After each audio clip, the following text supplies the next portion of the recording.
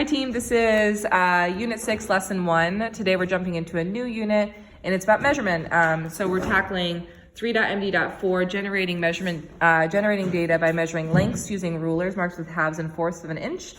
We have a significant amount of prior knowledge from second grade. Your kiddos have spent a lot of time learning to measure at the beginning of the school year, and then it was reinforced all school year long. So they've worked with broken rulers, they've worked with normal rulers.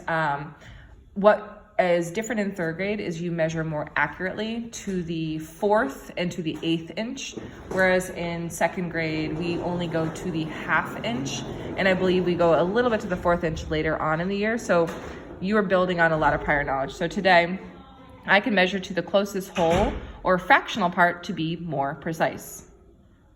That's it. By asking myself, how can I use my ruler to precisely measure? And how many whole intervals and how many quarter inch intervals does it take to measure end to end? I think I really wanted to change it up. Okay, so David's using an old ruler from second grade to draw a number line that's 8 inches long. He wants to be more precise than he was in third grade, so this is the ruler. And you need to have this printed, and they need to cut it out. They need to cut it because they can't cut. And you're adding fourths and halves and 3/4 to the number line. I added 2/4 because I think it's important for them to see both. So the challenging thing for kiddos is going to be right over here. Mona, when we taught this, when we got here 3/4, 4/4, they went to 5/4 or they went to 3/2. And so what we're going to need to support them with understanding, and we can use visual rulers to show them, then we say 1 and 1/4, 1 and 2/4, 1 and 3/4, because we want to signify the whole and the fractional parts.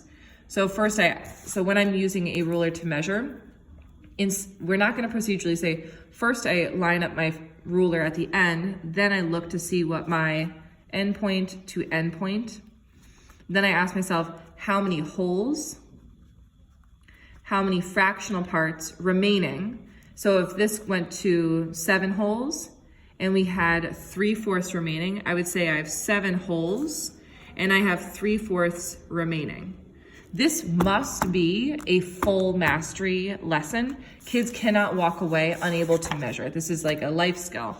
So how can I use my ruler to measure precisely? I line up from end point to end. I line up at the end point. I look to see where the line finishes. I ask myself, how many whole intervals and how many quarter inch intervals does it take to measure from end to end?